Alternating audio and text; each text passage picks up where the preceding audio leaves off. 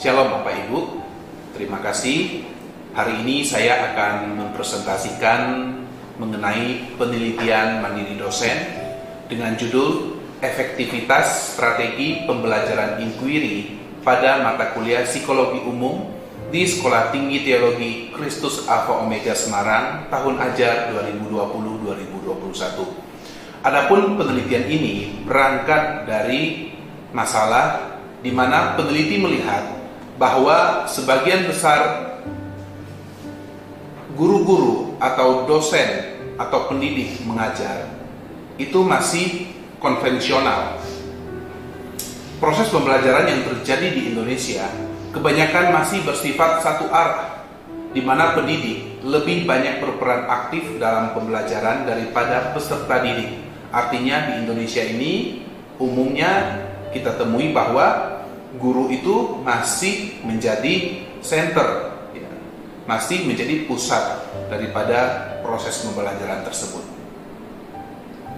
Nah, teacher center atau proses pembelajaran yang berpusat pada guru cenderung menyebabkan peserta didik menjadi kurang aktif dan sulit untuk mereka mengembangkan diri.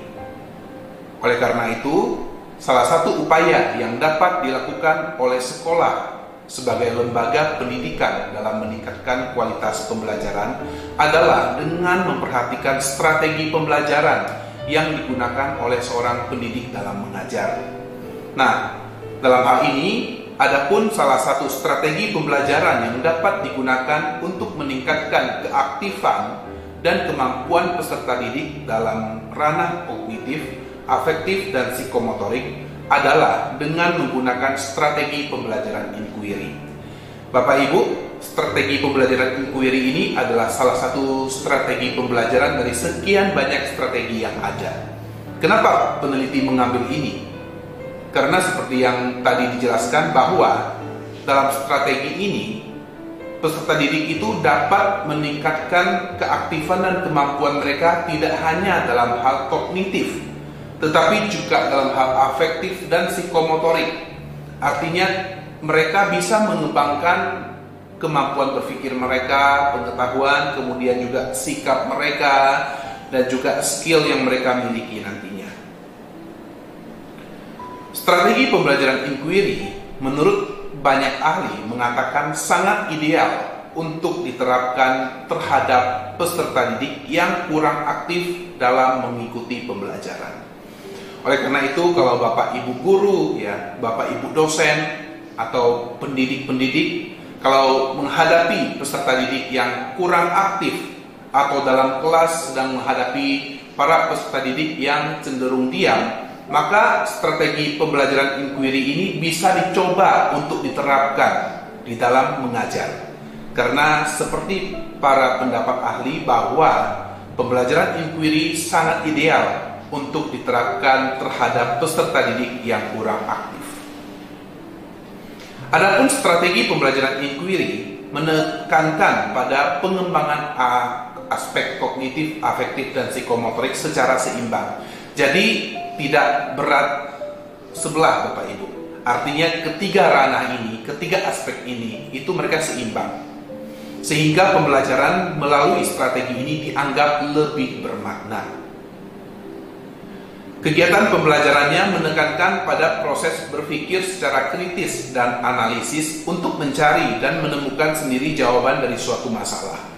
Peneliti melihat bahwa strategi pembelajaran inquiry kalau diterapkan pada masa seperti masa pandemi ini itu sangat cocok sekali Bapak Ibu. Kenapa? Karena salah satu cirinya adalah dari strategi ini menekankan supaya peserta didik itu berpikir kritis dan analisis, menemukan jawaban sendiri dari suatu masalah. Sekarang untuk mengakses informasi itu sangat gampang. Internet tersedia, banyak aplikasi, kemudian kita bisa menggunakan Google juga untuk mencari setiap informasi yang diinginkan, dan strategi ini sangat mendukung hal itu.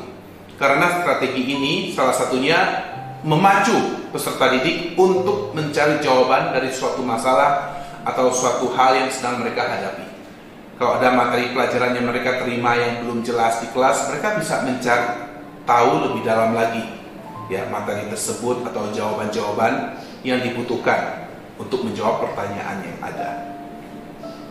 Metode pembelajaran inquiry dapat memberikan ruang kepada peserta didik untuk belajar sesuai dengan gaya belajar mereka. Jadi, selain mengembangkan aspek kognitif, kemudian afektif dan psikomotorik, maka strategi ini juga itu menyesuaikan gaya belajar peserta didik. Jadi sangat bagus sekali Bapak Ibu untuk menggunakan strategi pembelajaran ini. Kemudian ada seorang ahli bernama Gulo menyebutkan bahwa sasaran utama dari kegiatan pembelajaran inquiry adalah untuk mengembangkan kegiatan belajar peserta didik secara optimal berupa kegiatan mental, intelektual, dan sosial emosional serta mengembangkan sikap percaya pada diri sendiri pada diri peserta didik. Kebanyakan peserta didik kurang percaya diri Bapak Ibu.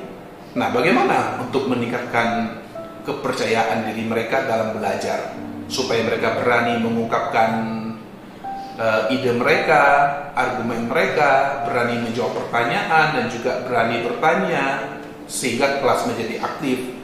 Salah satunya dengan menggunakan strategi pembelajaran inquiry. Itu beberapa hal yang peneliti sampaikan mengenai strategi pembelajaran inquiry. Nah, kemudian berdasarkan observasi peneliti di tempat penelitian, yaitu di STT Kristus Alpha Omega Semarang, maka peneliti menemukan bahwa strategi pembelajaran inquiry itu masih sedikit digunakan oleh dosen. Kebanyakan menggunakan strategi pembelajaran yang konvensional, seperti ceramah, ya, diskusi, dan lain-lain. Nah, pada kesempatan ini peneliti ingin mencoba menerapkan strategi pembelajaran inquiry pada kelas psikologi umum yang peneliti ampuh atau yang peneliti ajar. Itu akan dilaksanakan di tahun ajar 2020-2021. Adapun tujuan daripada penelitian ini adalah untuk mengetahui seberapa tinggi efektivitas strategi pembelajaran inquiry pada mata kuliah psikologi umum di STT KAO Semarang tahun ajar 2020-2021. Peneliti mau menjelaskan kenapa yang diambil itu pada mata kuliah psikologi umum. Karena yang pertama, mata kuliah ini diajar oleh peneliti sendiri. Yang kedua juga peneliti ingin mencoba ya di kelas mata kuliah psikologi umum ini bagaimana hasil daripada peserta didik yang diajar menggunakan strategi pembelajaran inquiry. Dan yang ketiga adalah karena mahasiswa-mahasiswa ini sebagian besar diajar dengan strategi pembelajaran yang konvensional, dan ini kali pertama mereka mendapatkan strategi pembelajaran inquiry untuk angkatan tahun ajar 2020-2021 di mata kuliah psikologi umum. Baik, adapun manfaat penelitian ini adalah sebagai acuan bagi pihak STT KAO dalam mengembangkan dan meningkatkan kualitas pembelajaran melalui penerapan strategi pembelajaran inquiry. Yang kedua, sebagai referensi pendidik dalam menggunakan strategi pembelajaran inquiry dalam melaksanakan pembelajaran. Yang ketiga, memberikan pengalaman belajar baru bagi peserta didik dalam mencari dan menemukan materi pembelajaran secara mandiri dan aktif. Yang keempat, menambah pengetahuan dan wawasan peneliti untuk menjadi seorang pendidik yang profesional. Adapun indikator yang akan digunakan oleh peneliti dalam melakukan penelitian ini adalah sebagai berikut, yaitu prinsip-prinsip penggunaan strategi pembelajaran inquiry. Peneliti akan menyebutkan beberapa prinsip yang harus diperhatikan oleh setiap pendidik dalam menggunakan strategi pembelajaran inquiry. Yang pertama adalah berorientasi pada pengembangan intelektual. Jadi yang pertama daripada prinsip ini adalah berorientasi pada pengembangan intelektual. Tujuan utama dari strategi pembelajaran inquiry adalah pengembangan kemampuan berpikir. Artinya sejauh mana peserta didik beraktivitas mencari dan menemukan sesuatu. Kita ingat tadi dikatakan bahwa strategi pembelajaran inquiry artinya memacu peserta didik untuk menemukan jawaban atas masalah mereka secara mandiri. Nah, ini juga sama. Peserta didik beraktivitas mencari dan menemukan sesuatu. Artinya ada pengalaman belajar yang mereka dapatkan dari strategi pembelajaran inquiry. Tidak hanya menerima dari guru saja, atau dari dosen, atau dari pendidik, tetapi mereka juga menemukan sesuatu dari pengalaman belajar mereka dengan mencari secara mandiri lewat informasi yang bisa diakses. Yang kedua adalah prinsip interaksi. Pembelajaran sebagai proses interaksi berarti menempatkan pendidik bukan sebagai sumber belajar. Jadi guru bukan sebagai sumber belajar lagi, tetapi sebagai pengatur lingkungan atau pengatur interaksi itu sendiri. Jadi guru lebih berperan sebagai pengatur ya, dalam interaksi, dalam kelas. Pendidik hanya mengarahkan agar peserta didik bisa mengembangkan kemampuan berpikirnya melalui interaksi mereka. Jadi bukan teacher center lagi Bapak Ibu, tetapi pendidik berperan untuk mengarahkan peserta didik dalam hal mengembangkan kemampuan berpikir mereka. Yang ketiga adalah prinsip bertanya. Peran pendidik yang harus dilakukan dalam menggunakan strategi pembelajaran inquiry adalah pendidik sebagai penanya. Jadi kita sebagai pendidik itu berperan untuk menanya Bapak Ibu. Sebab kemampuan peserta didik untuk menjawab setiap pertanyaan pada dasarnya sudah merupakan sebagian dari proses berpikir. Jadi ketika peserta didik menjawab pertanyaan kita, maka itu sudah merupakan bagian dari mereka berpikir. Prinsip belajar. Jadi belajar untuk mereka mencari tahu, mengembangkan seluruh potensi dari otak mereka. Selanjutnya, prinsip keterbukaan. Oleh sebab itu, peserta didik perlu diberikan kebebasan untuk mencoba sesuai dengan perkembangan kemampuan logika dan nalarnya.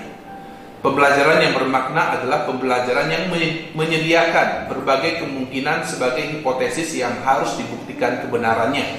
Tugas pendidik adalah menyediakan ruang untuk memberikan hipotesis dan secara terbuka membuktikan kebenaran hipotesis yang diajukan. Jadi, peserta didik mereka juga belajar bagaimana membuktikan hipotesis, dugaan-dugaan yang ada.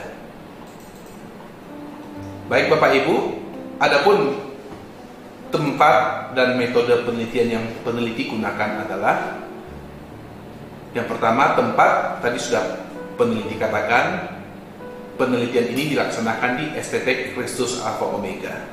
Sedangkan untuk metode penelitian yang digunakan adalah metode kuantitatif dengan jenis deskriptif. Adapun populasinya adalah seluruh mahasiswa kelas psikologi umum semester genap tahun ajar 2020-2021. Variabel penelitian sudah peneliti sebutkan tadi, menggunakan indikator prinsip pengembangan intelektual, prinsip interaksi, prinsip bertanya, prinsip belajar, dan prinsip keterbukaan belajar.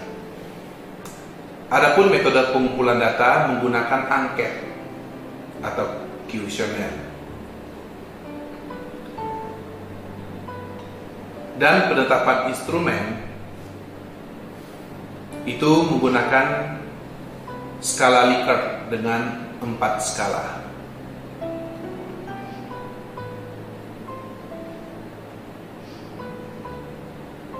Adapun skalanya yaitu sangat setuju, setuju, tidak setuju, dan sangat tidak setuju.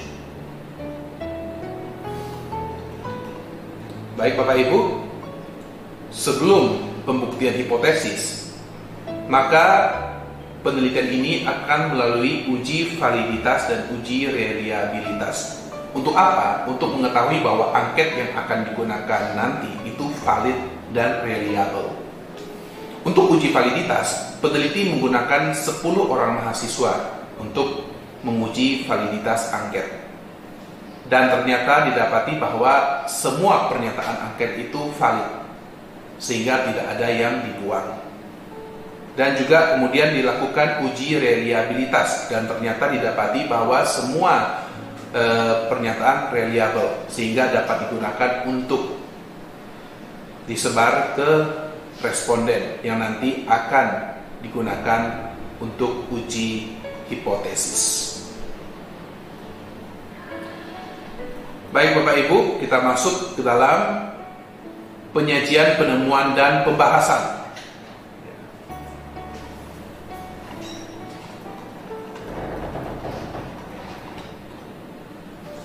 Setelah dilakukan penghitungan atau uji hipotesis, maka didapati bahwa hipotesis tidak terbukti karena harga T hitung lebih besar daripada harga T tabel, yaitu harga T hitung itu sebesar 7,6, sedangkan harga T tabel itu 1,729. Jadi harga T hitung itu lebih besar daripada T tabel, atau jatuh pada daerah penerimaan HA, maka HO ditolak dan HA diterima. Disimpulkan bahwa efektivitas strategi pembelajaran inquiry sama dengan 80% dari kriteria yang ditetapkan itu tidak benar. Berdasarkan penghitungan sampel, diperoleh nilai persepsi strategi pembelajaran inquiry tidak sama dengan 80%. Jadi uji hipotesis ini dilakukan dengan menggunakan rumus T-test 1 sampel, Bapak Ibu. Jadi setelah dilakukan uji hipotesis, akhirnya ditemukan bahwa hipotesis penelitian ini tidak terbukti. Jadi strategi pembelajaran inquiry yang digunakan di dalam kelas psikologi umum, di mana hipotesisnya adalah efektivitasnya tinggi, tapi setelah dihitung ternyata tidak terbukti. Jadi peneliti menyimpulkan bahwa ada beberapa faktor yang mengakibatkan hal tersebut. Yang pertama, bisa saja pada waktu mengisi angket, responden sedang tidak fokus, mungkin sedang kelelahan atau hal lainnya yang mengganggu.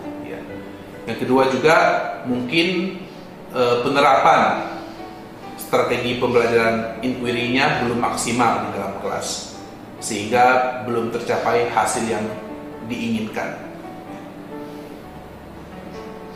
Baik Bapak Ibu, demikian yang bisa saya sampaikan mengenai hasil penelitian daripada tugas penelitian mandiri dosen dengan judul Efektivitas Strategi Pembelajaran Inquiry pada mata kuliah Psikologi Umum di Sekolah Tinggi Teologi Kristus Alpha Omega Semarang tahun ajar 2020-2021. Semoga penelitian ini bisa bermanfaat bagi Bapak Ibu. Dan kalau Bapak Ibu mau tahu lebih banyak tentang penelitian ini, nanti Bapak Ibu bisa baca di jurnal kita di OJS TIFK. Saya juga membuat jurnal tentang ini. Nanti Bapak Ibu bisa baca lebih lanjut mengenai hal atau penelitian ini. Terima kasih, Tuhan Yesus.